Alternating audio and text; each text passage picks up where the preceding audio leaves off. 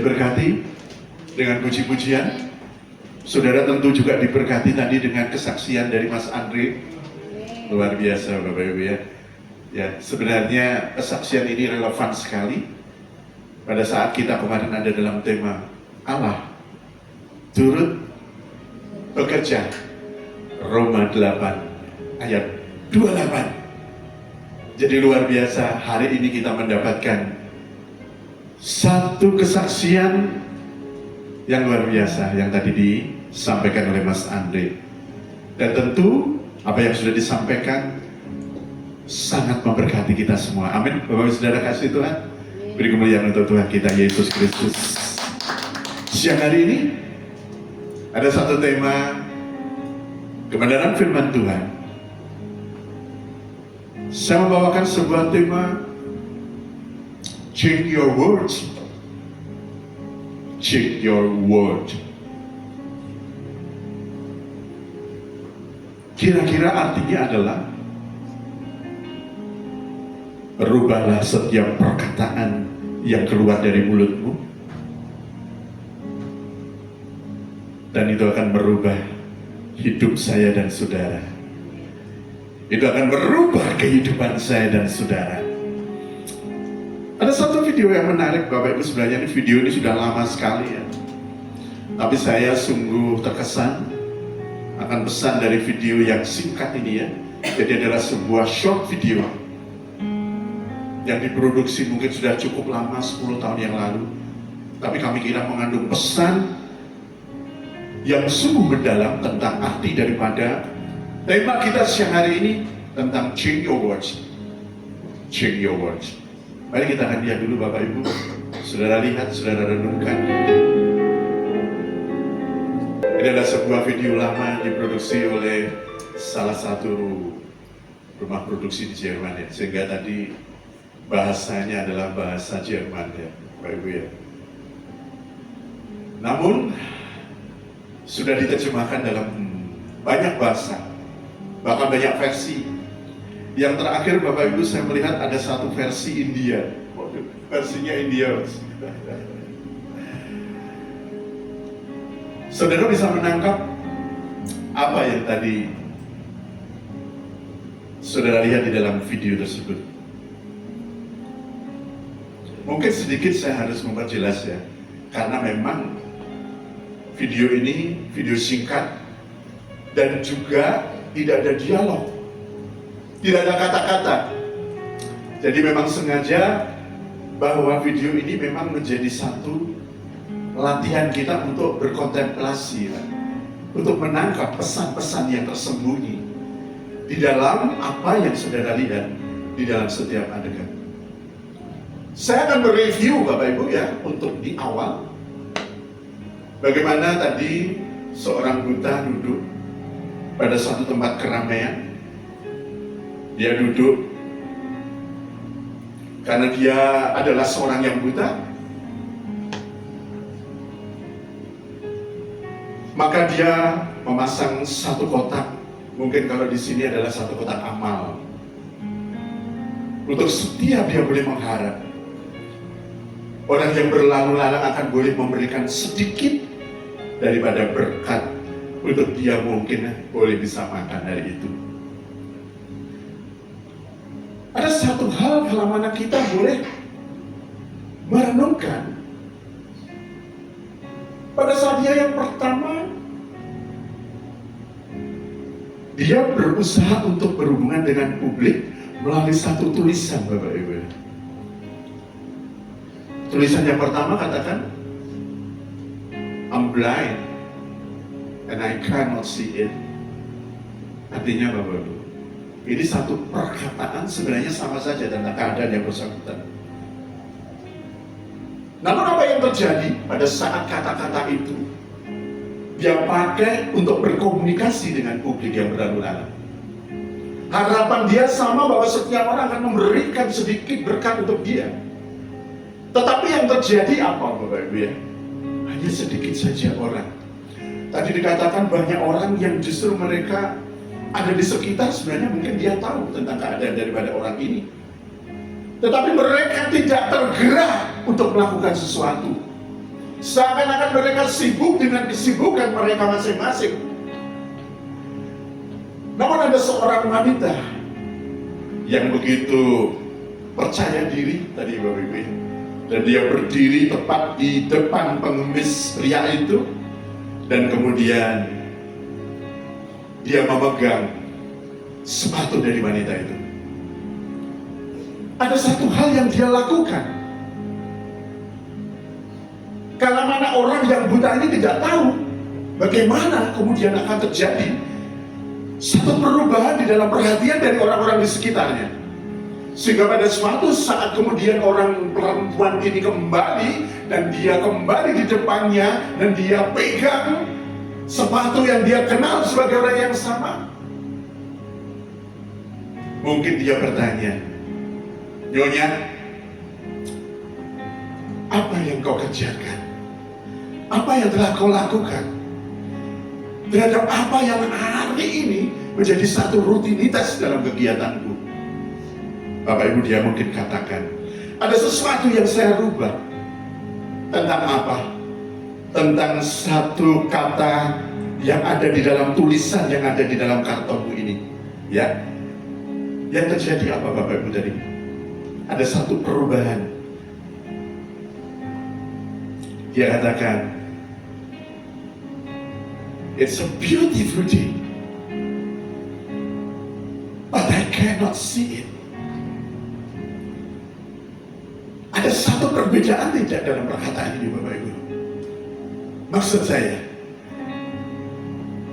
jadi dalam keadaannya yang sama, namun kalau dia katakan it's a beautiful day, ini adalah satu ucapan apa Bapak Ibu?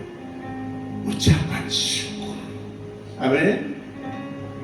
Meskipun dia tidak bisa melihat, mungkin matahari yang indah itu hanya dilihat oleh orang yang melek matanya, atau orang yang bersyukur karena keadaannya, dengan berkatnya, dengan hidupnya, dengan kelimpahannya. Namun dia dalam keadaan buta, dalam keterbatasannya, ada satu perkataan yang menjembatani tentang perubahan dari hidupnya, yaitu dikatakan satu kata, "It's a beautiful day, but I cannot see it." Berbeda saat dikatakan di awal, "I'm blind, please help me." Ada satu perkataan di depan yang mengemukakan tentang penderitaannya, keadaannya yang tidak baik, keluhannya atas hidupnya Bapak Ibu. Padahal dikatakan bahwa Tuhan itu nyata turut bekerja, dan dia tepat pada saat engkau memerlukan sesuatu, maka dia sudah memikirkan untuk diberikannya apa yang menjadi kebutuhan saudara. Seperti kesaksian daripada Mas Andri tadi. Bapak Ibu, siang hari ini saya mengajak Bapak Ibu untuk merenungkan bagaimana sepelenya arti sebuah perkataan yang setiap hari keluar dari mulut kita. Ini memang satu tema yang sepertinya sebuah tema yang cukup familiar, ya. Satu tema yang tidak begitu populer, tetapi saya kira adalah sebuah tema yang cukup menarik, suatu tema yang harus saya kedepankan di dalam jemaat ini, termasuk saya Bapak Ibu, supaya apa? Kita boleh lebih memperhatikan tentang kata-kata yang keluar daripada mulut saya dan saudara. Amin Bapak Ibu. Beri salam kanan kiri caplek, jaga perkataan kita, rubah perkataan kita. Amin. Beri kemuliaan untuk Tuhan kita Yesus Kristus yang luar biasa. Bapak Ibu Saudara, saya akan bacakan tentang satu ayat saja yang berdasari daripada tema saya siang hari ini, yaitu yang terambil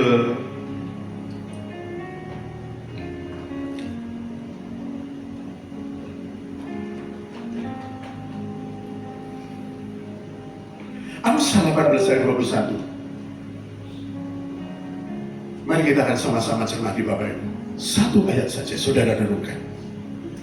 Amsal 18 ayat 21, demikian firman Tuhan, hidup dan mati dikuasai oleh lidah. Siapa suka menggemakannya akan memakan buahnya. Kita akan ulangi Bapak Ibu sekali lagi ya. Hidup dan mati dikuasai lidah. Siapa suka menggemakannya akan memakan buahnya. Amin Bapak Ibu. Saya pernah mendengar sering ini ya, terutama kita sebagai orang yang berkeluarga, tentang psikologi, tentang hubungan orang tua dan anak. Dikatakan demikian seorang pakar psikolog ya, bahwa di dalam membesarkan anak mengingatkan kita. Kata-katanya demikian. Bila seorang anak hidup dengan ejekan, ia belajar menjadi pemalu. Sedangkan bila seorang anak hidup dengan semangat, ia belajar tentang kepercayaan diri.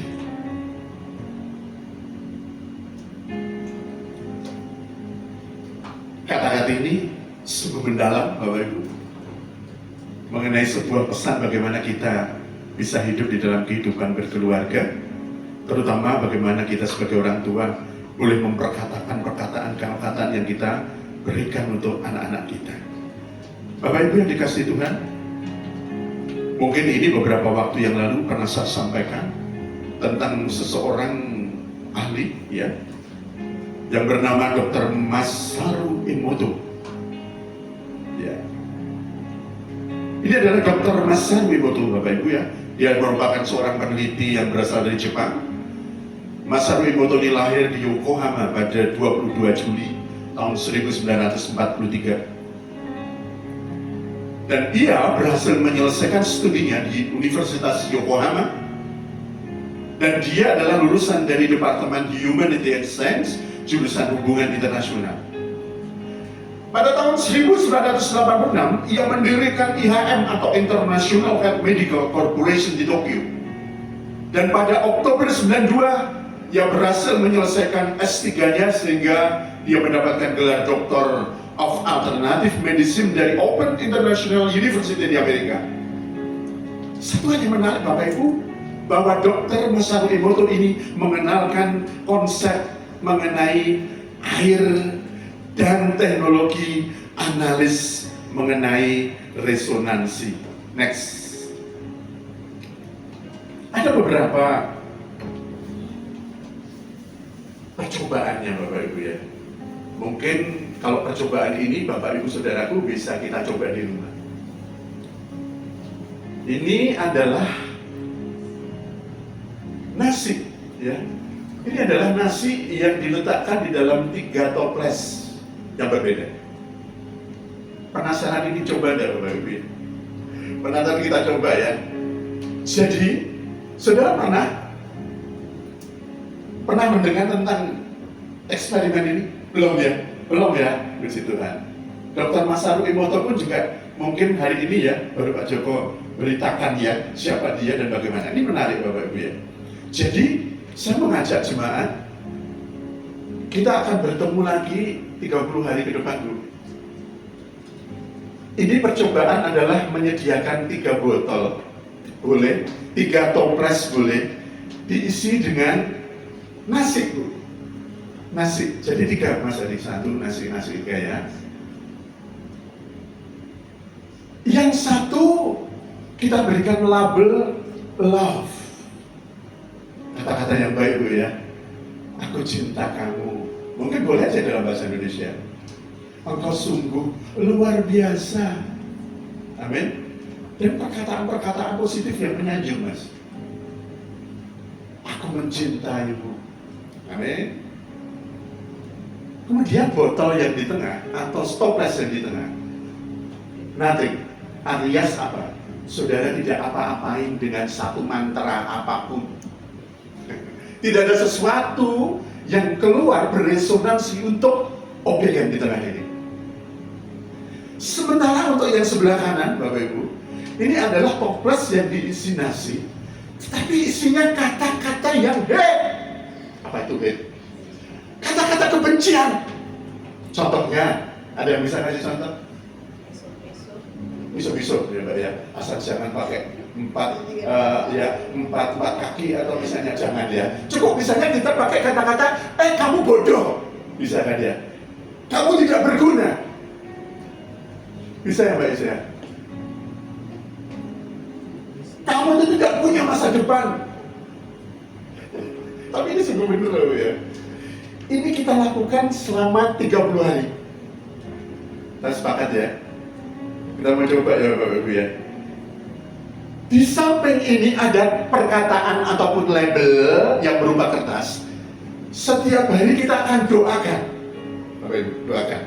Dengan perkataan loh ya. Karena di sini ada resonansi suara yang harus kita berikan kepada setiap toples itu. Yang sebelah kiri kita tentu katakan, aku mencintaimu, engkau sungguh baik, kau luar biasa, waduh betapa indahnya hidupmu, wah betapa luar biasa kamu, waduh cantiknya Bapak Ibu. Tapi di dalam kamar saja, jangan di luar. Kalau di luar nanti tetangganya bingung. Ya, paling tidak bisa dibawa ke psikiater Mas Ali. Harus perlu psikolog. Nanti bisa diampu Mas ya. Jangan di dalam kamar Mas Andri ya. Yang kedua, jangan berkatakan apapun. Ditaruh saja Bapak Ibu. Tidak usah saudara berdoa, biarkan saja. Kemudian kita yang ketiga, maka yang sebelah sini kita perkatakan kata-kata yang saudara katakan, engkau sungguh tidak berguna, engkau sungguh bodoh, engkau sungguh sesuatu yang tidak punya masa depan. Segala perkataan-perkataan yang sia-sia Bapak Ibu. Kita akan lihat selama 30 hari. Tetapi Dr. Emoto di dalam eksperimennya Bapak Ibu, ini yang sebelah kiri yang diberikan love, ternyata setelah 30 hari dia berfermentasi. Tetap saja difermentasi. Tetapi fermentasinya ini menjadi baunya harum. Baunya tidak sama sekali ada jamurnya, Bu. Jadi benar-benar putih, bersih, hanya dengan fermentasi saja. Sedangkan yang di tengah, ini tumbuh kalau misalnya ini ya, ini ada kuning-kuningnya ya, betul ya? Ada jamurnya Pak ya, ada jamurnya. Sementara yang sebelah paling kiri, kalau dari sisi Anda, yang kata-katanya adalah apa yang terjadi? Kata-katanya adalah busuk Bapak Ibu. Ada hitam-hitamnya, tidak hanya kuning Bapak Ibu, tapi juga hitam. Kemudian yang kedua yang paling menarik, karena ini adalah merupakan satu masterpiece daripada Dr. Masaru Emoto, adalah mengenai the basis of the hydrate water. Next Pak Des. Ternyata Bapak Ibu, kalau air itu kemudian saudara letakkan di dalam satu kamar, kemudian kita dalam hari ini kita doakan, I love you, thank you, you are beautiful. Setelah itu dilakukan penelitian di bawah mikroskop elektron, maka kristalnya itu seindah ini Bapak Ibu. Luar biasa ya kristalnya. Ini kristal air H2O itu. Nah, tetapi coba kita lihat next. Ini adalah air di dalam media apapun yang diperkata-katakan atau didoakan satu perkataan, I hate you, you are an evil, you are full, Anda tidak berguna sama sekali. Jadinya ini kalau tidak salah mana modelnya kayak sapi ya kayak jadinya ya. Tapi gosong. Ini kristalnya jadi rusak. Logikanya bagaimana kemudian? Ada satu menarik lagi next. Bagaimana kalau air itu kita perdengarkan dalam satu ruangan dengan efek resonansi musik? Ini yang sebelah kiri dari sisi saudara. Ini kalau air itu diperdengarkan dengan musik heavy metal, Mas. Saudara tahu musik heavy metal? Ini kristal airnya menjadi seperti ini, Bapak, saudaraku. Tetapi pada saat saudara melihat dia ada di dalam resonansi simfoni, satu ketelaturan, keindahan dan maka kristalnya seperti itu. Apa yang menjadi pesan siang hari ini, Bapak Ibu? Saudara dan saya 70% terjadi dari air. Sehingga kalau 70% terdiri dari air, satu perkataan-perkataan yang positif itu juga akan beresonansi terhadap pribadi saya dan saudara.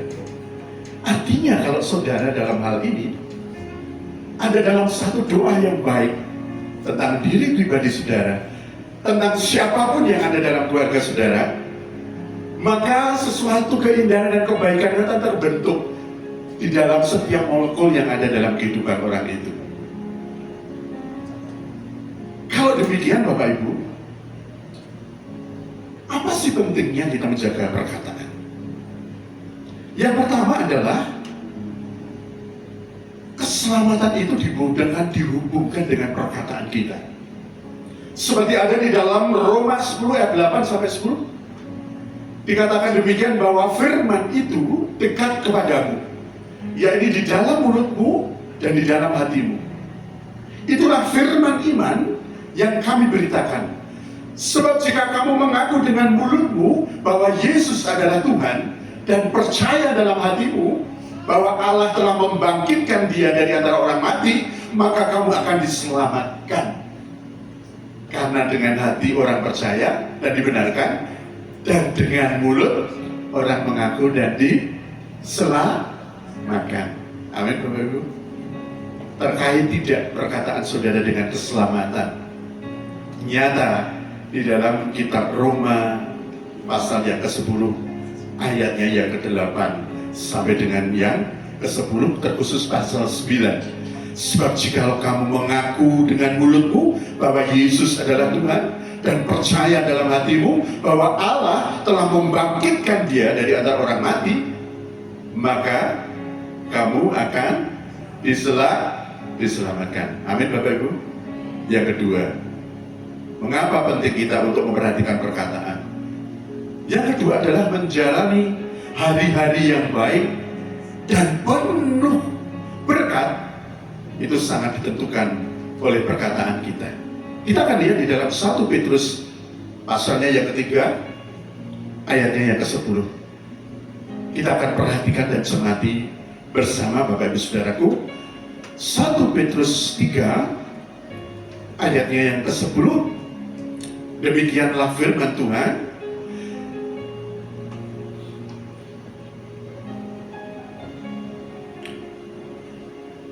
Siapa yang mau mencintai hidup dan mau melihat hari-hari baik, ia harus menjaga lidahnya terhadap yang jahat dan bibirnya terhadap ucapan-ucapan yang menipu. Amin Bapak Ibu. Sudah perhatikan, siapa yang mau mencintai hidup dan mau melihat hari-hari yang baik, ia harus menjaga lidahnya terhadap yang jahat dan bibirnya terhadap ucapan yang menipu. Amin. Berikutnya, bahwa sesungguhnya perkataan kita ini sangat berdampak pada emosi orang lain. Kita bisa buka di dalam Amsal 15 ayatnya yang pertama.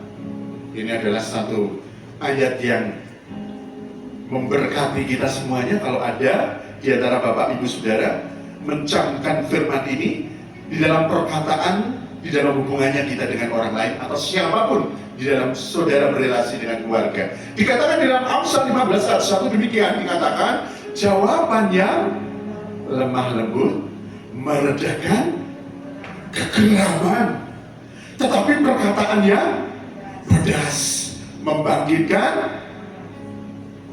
Ya atau iya Bapak Ibu? Saat kita ada dalam keadaan tertentu dengan siapapun, apalagi dalam keadaan yang tidak menguntungkan dalam keadaan apapun, dikatakan bahwa lidah orang yang bijak ini akan selalu menjawab setiap perkataan dengan lemah lembut. Yang keempat, bahwa perkataan kita, saudara, bisa menghadirkan malaikat. Waduh, apa benar ini demikian Bapak Ibu ya? Bahwa perkataan kita bisa menghadirkan malaikat. Kita buka di dalam kitab Daniel 10 ayat 12. Di mana dalam kitab Daniel 10 ayat 12 ini adalah sebuah kisah bagaimana Daniel pada saat dia di tepi sungai Tigris, dia mengadakan puasa selama 30 hari.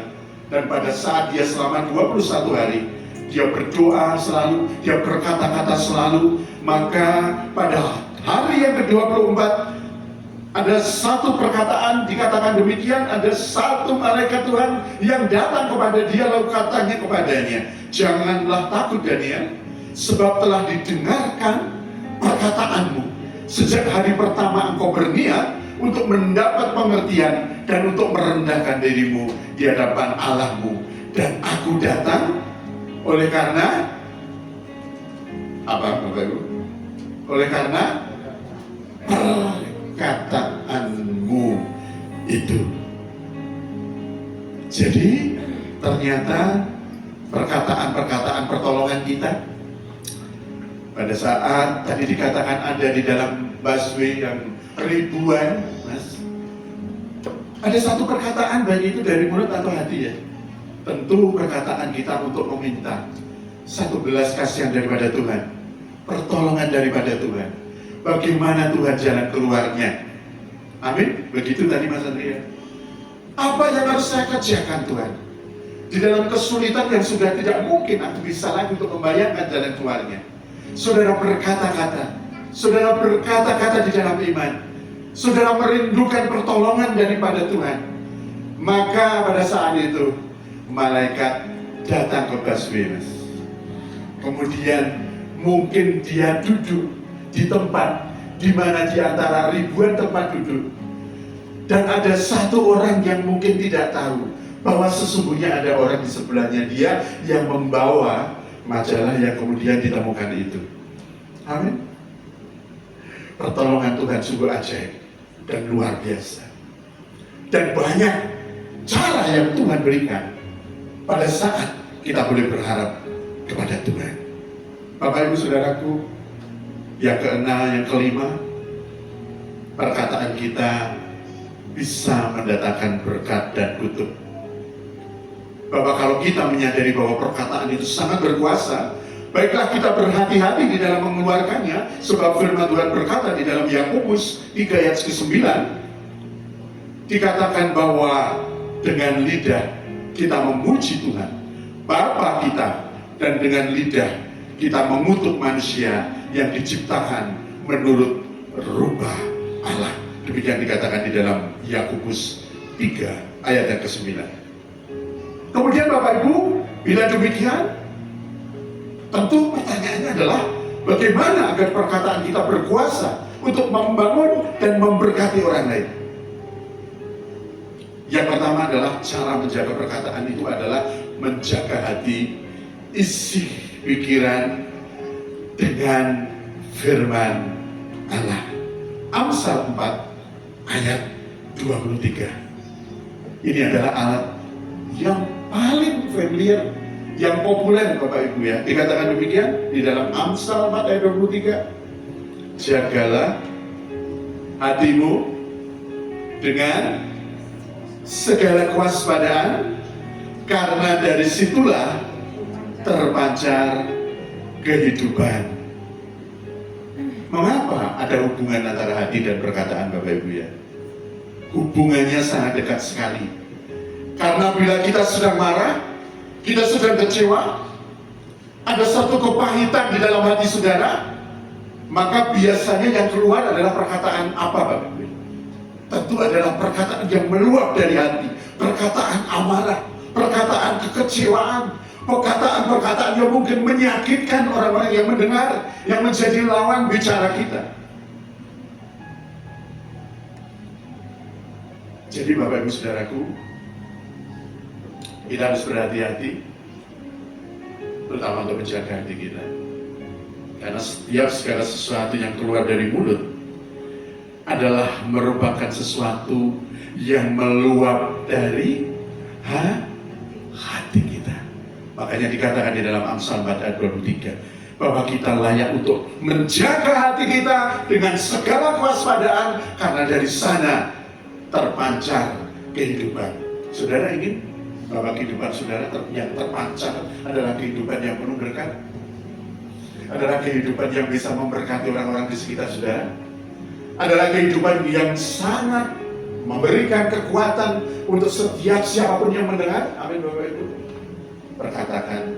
Perkataan yang memberikan berkat. Ini yang pertama. Yang kedua adalah kita harus melakukan seleksi apa yang kita dengar, Bapak Ibu ya. Ini penting sekali ternyata ya, menyeleksi apa yang sering kita dengar.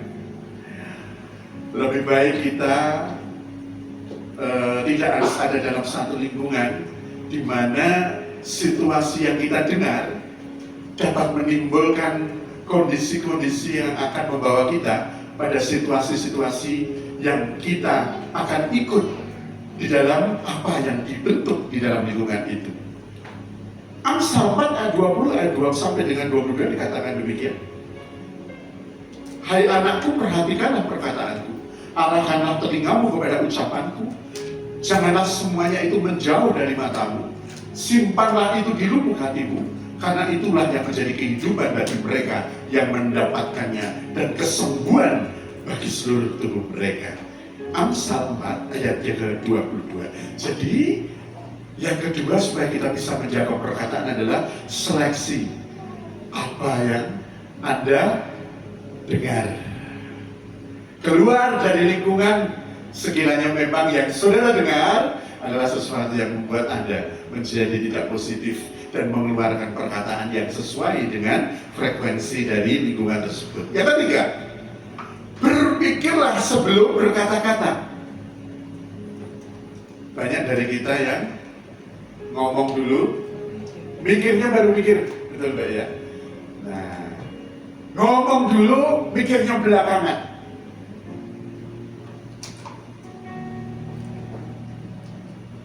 Siang hari ini kita akan bersama-sama untuk merenungkan sebelum saudara mengeluarkan kata-kata, maka kita harus mengalami proses untuk menyaring, untuk menilai dan memilah terlebih dahulu, dan kita untuk mencoba untuk tenang, untuk berpikir terlebih dahulu tentang perkataan yang hendak kita sampaikan agar perkataan itu tidak salah atau perkataan itu mungkin menyakitkan perasaan orang lain. Sebab Bapak Ibu, perkataan yang keluar dari mulut kita tidak mungkin untuk kita tarik kembali. Amin Bapak Ibu. Sehingga siang hari ini hendaklah saudara berpikir tenang sebelum kita mengeluarkan perkataan-perkataan kepada siapapun. Yang keempat adalah pada saat saudara berkata mendapatkan kata-kata yang berasal daripada Tuhan. Di dalam 1 Korintus 2 ayat 12 dan 13 dikatakan, kita tidak menerima roh dunia tetapi roh yang berasal dari Allah, supaya kita tahu apa yang dikaruniakan Allah kepada kita. Dan karena kami menafsirkan hal-hal yang rohani kepada mereka yang mempunyai roh, kami berkata-kata tentang karunia-karunia Allah dengan perkataan yang bukan diajarkan kepada kami oleh hikmat manusia, tetapi oleh roh itu sendiri. Berikutnya, Bapak Ibu, yang ke-5, perkatakanlah kebenaran. Nah, ini yang sukar Bapak Ibu ya. Untuk dapat memperkatakan kebenaran, orang percaya harus mengisi pikiran dan hatinya dengan kebenaran. Di mana saudara mengisi dengan kebenaran? Lewat Instagram atau mungkin lewat media-media sosial yang setiap hari menjadi kesenangan, kesukaan kita Bapak Ibu. Dengan apa saudara mengisi pikiran kita supaya kita bisa memperkatakan kebenaran? Kita harus membaca kebenaran dalam firman Tuhan.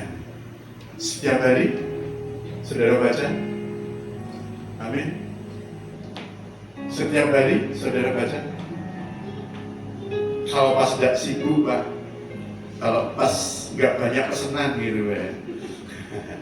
Kalau nggak lupa, bagaimana saudara bisa mengisi kebenaran di dalam firman, di dalam kehidupan pikiran saudara? kalau setiap hari saudara tidak mempergumulkan kebenaran itu sendiri melalui firman Tuhan. Siang hari ini kembali, dan selalu saya tidak pernah bosan dan henti-hentinya supaya saudara selalu baca Alkitab setiap hari, baca Alkitab setiap hari, baca Alkitab setiap hari, renungkan setiap siang dan malam, Bapak Ibu ya. Apapun yang menjadi kesibukan saudara, dalam pekerjaan sesibuk apapun, dalam keadaan apapun, baik tidak baik, tetapi siang hari ini saya tegaskan untuk jemaat ini, saudara baca, renungkan firman Tuhan, saudara doakan, saudara kontemplasikan, saudara renungkan, supaya itu menjadi bagian yang integral dari pikiran saudara, kehidupan saudara, keselamatan saudara, janji-janji dalam kehidupan saudara. Bagaimana mungkin saudara meyakini dan pengharapan tentang segala sesuatu terkait dengan firman, kalau saudara sendiri tidak menghidupi kebenaran daripada firman itu. Amin, Bapak Ibu. Sampai kanan kiri baca firman tiap hari, belajar kebenaran tiap hari. Amin, Bapak Ibu. Ya, amin, Bapak Ibu. Dan yang terakhir, Bapak Ibu, siang hari ini saya tutup dalam satu ayat dalam Matius 12 ayat 36. Kita akan bersama-sama camkan dan renungkan dalam kehidupan kita di dunia ini. Maka Tuhan katakan, tetapi aku berkata kepadamu, setiap kata sia-sia yang diucapkan orang harus dipertanggungjawabkannya pada hari penghakiman. Jadi setiap hari saudara dan saya harus mempertanggungjawabkan setiap perkataan yang keluar dari mulut saya dan saudara. Mari saya undang siang hari ini Bapak Ibu Saudaraku, untuk kita kembali agar kehidupan saudara berubah, agar pengharapan saudara nyata dalam pengharapan. Rubah perkataan saudara, rubahlah apa yang keluar daripada mulut saudara. Kalau saudara masih sering kata-kata yang memaki-maki, marah-marah, memperkatakan perkataan-perkataan yang negatif, perkataan-perkataan yang tidak memberkati orang lain, siang hari ini Bapak Ibu, saudaraku, adik-adik, perkataan yang keluar sebaiknya adalah perkataan yang baik, yang memberkati, perkataan-perkataan yang positif, perkataan-perkataan yang akan membuat dunia di sekitar Anda menjadi berubah. Kehidupan juga akan berubah. Dunia dan masa depan saudara juga akan berubah. Change your words. Change your words.